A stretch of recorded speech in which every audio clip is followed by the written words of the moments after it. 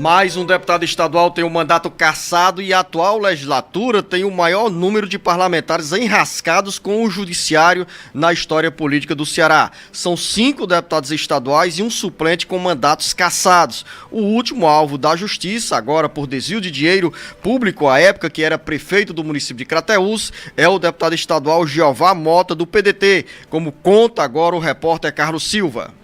A Assembleia Legislativa enfrenta, na atual legislatura, que corresponde ao período de 2023 a 2027, a maior onda de cassação de mandatos de deputados estaduais e suplentes da história política do Ceará. As decisões judiciais atingem os deputados estaduais Carmelo Neto, Pastor Alcides, Marta Gonçalves e doutora Silvana, do PL, por fraudes à cota de gênero.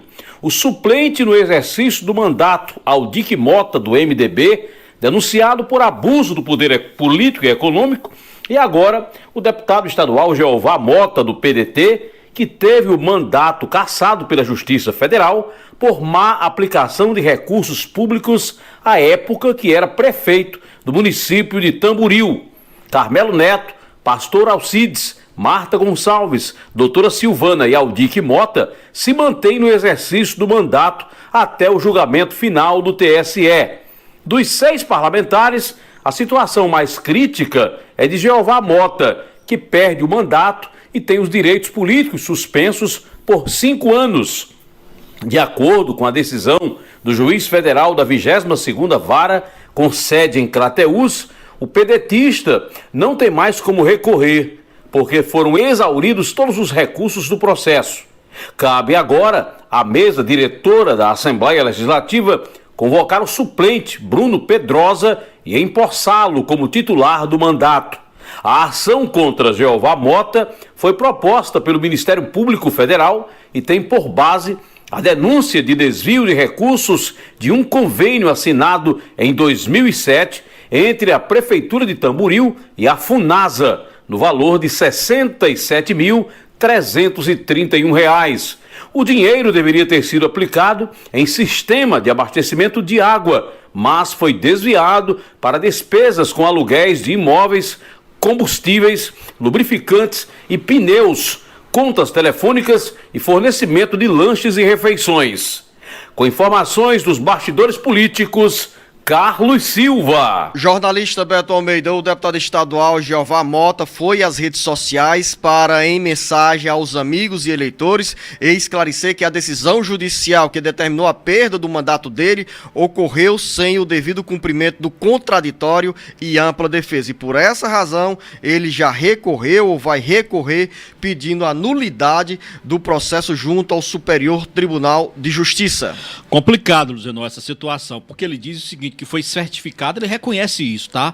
Dizendo que foi certificado de fato o trânsito em julgado da decisão, mas, no entanto, sem a intimação dele. Esse é o argumento utilizado pelo deputado Jeová Mota. O caso transitou em julgado em 21 de agosto do ano passado. Retornou do STJ com recurso especial para restabelecer a sentença condenatória que foi proferida pelo juiz de primeiro grau da Justiça Federal lá em Crateús. Ou seja, é uma argumentação que ele tenta se agarrar aí, Luziano, na tentativa de reaver o seu mandato, porque agora é o seguinte, é uma questão apenas de trâmite de comunicar à Justiça Eleitoral para que a Justiça Eleitoral adote as medidas de substituição. E o Jeová Mota, inclusive, diz o seguinte, que ele não era o ordenador das despesas naquela questão para a qual ele foi apontado do desvio de recursos de pouco mais de R$63 mil, quando ele era prefeito de Tamboril,